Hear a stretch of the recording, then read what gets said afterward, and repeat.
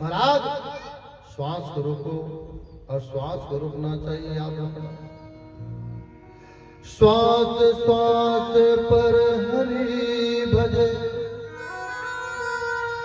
वृथा श्वास जन को, न जाने श्वास की आवन हो ना हो। याद रखना, जब श्वास रतनदायी हो तेने में टेर टेर गुठियावत कर। हाँ, और जहां सांस रुक गई ना हो गए काम। इसलिए सांस को संरक्षण करो और रोकने का प्रयास करो। योग के माध्यम से, तप के माध्यम से ही इस श्वास को रोका जाते हैं। और सबसे ज्यादा श्वास खर्च कहाँ होते हैं आप सबको बता दूं। सबसे ज्यादा श्वास भोग करने में होते हैं। आप सबसे निवेदन है, मैथुनी क्रिया करने से सबसे ज्यादा श्वास नष्ट होते हैं। चलने में 12 बार श्वास लेते हैं और 12 बार छोड़ते हैं। बताओ। और दूसरा, बोलने में अधिक श्वास खर्च होते हैं और श्वास लेते हैं। इसलिए श्वास को रोकने का प्रयास करो और इस श्वास को सद्गति की ओर ले चलो। राजा परीक्षित को बोले, महाराज मन को, अंतर मन को भगवान के चरणों में लगाओ और इस श्वास को कंट्रोल करो। बोले, जहां श्वास कंट्रोल होंगे आपकी वाणी में पवित्रता आएंगे। बोले, और राजा परीक्षित सृष्टि विश्वक पर से प्रारंभ किए। सज्जनों, सृष्टि कैसे बनते हैं भगवान विचार कर रहे, क्या एको हम बहुश्याम, मैं एक हूं वो अनेक कैसे बनूं।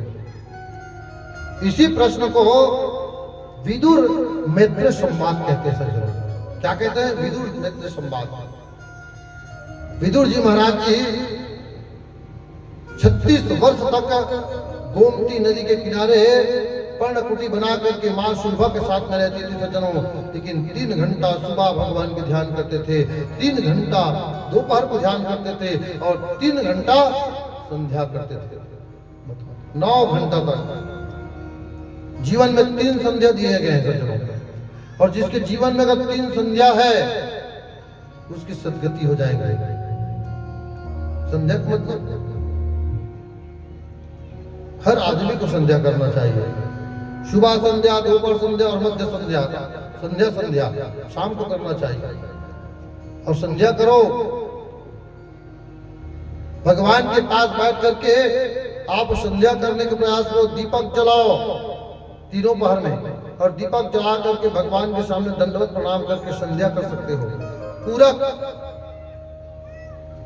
जो ध्यान करते हम सभी वो संध्या है, और 3 संध्या होता है, 2 मिनट का काम है, और जिसके जीवन में 3 संध्या होता है सज्जनों, उसका सदगति होना ही बिल्कुल है, सत्य है।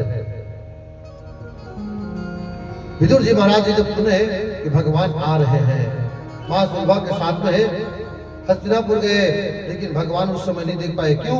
संधि प्रस्थान के लिए मां सुलभा और विदुर जी वापस आए, और भगवान श्री कृष्ण धर्मराज धृतराष्ट्र को बोले, दुर्योधन को बोले, पांचों पांडव तुम्हारा भाई है, उसको कहीं ना कहीं तुम 5 देश दे दो, 5 गांव दे दो, 5 एकड़ भूमि दे दो।